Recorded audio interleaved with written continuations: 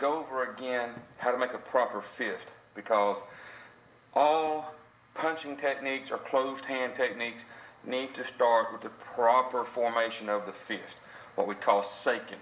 Alright?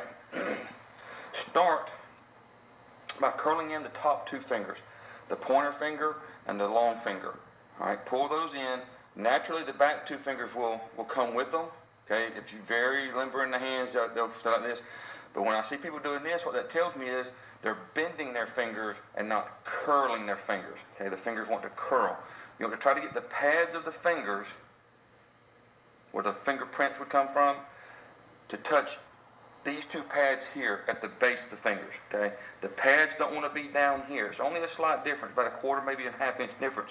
But here with the fingers, okay, curled in, not bent in this way. Because when we get finished rolling it in, what we're going to do is we're going to roll those over. Roll them, okay? When you look at your palm, you don't want to be able to see the fingernails of these first two fingers. If I can see the fingernails this way, that is not a tight fist. It's not a proper fist. And it's very susceptible to getting damaged when you punch. We're going to curl these two fingers in, and then we're going to close the thumb over both of these fingers. Okay? You don't want the thumb out here on the side. You don't want it partially over just the front finger this way. You want it over both fingers.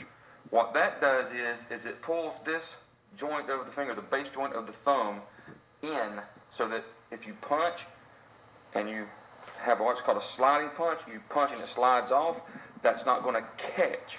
If you have that thumb out this way on the side, that thumb can catch either on a gi or on the elbow, shoulder joint, or on a bicep or something like that, and you'll wind up dislocating your thumb.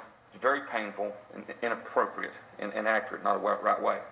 So curl the fist in this way. Now, when you're making the fist, this is wrong. Okay? If you punch this way, what you're doing is you're punching with these knuckles here, like you knock with. Okay? The second joint of the fingers. What you want to do is you want to push that wrist flat. Okay? Now, in this position, our fist looks like this. Okay? This is flat. But this is still wrong, because we want this to be straight. So there's curve in this joint right here. Curve in the wrist. We want to push that straight. So what we wind up with is we wind up with flat on the top here and flat on the thumb side. And one way that I teach people to do this is stick your fist out. Now take the joint of the front knuckle and point it at your target.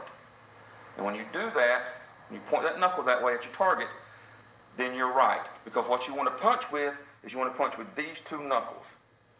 All right? And like I said earlier, any closed fist technique needs to be in this same position.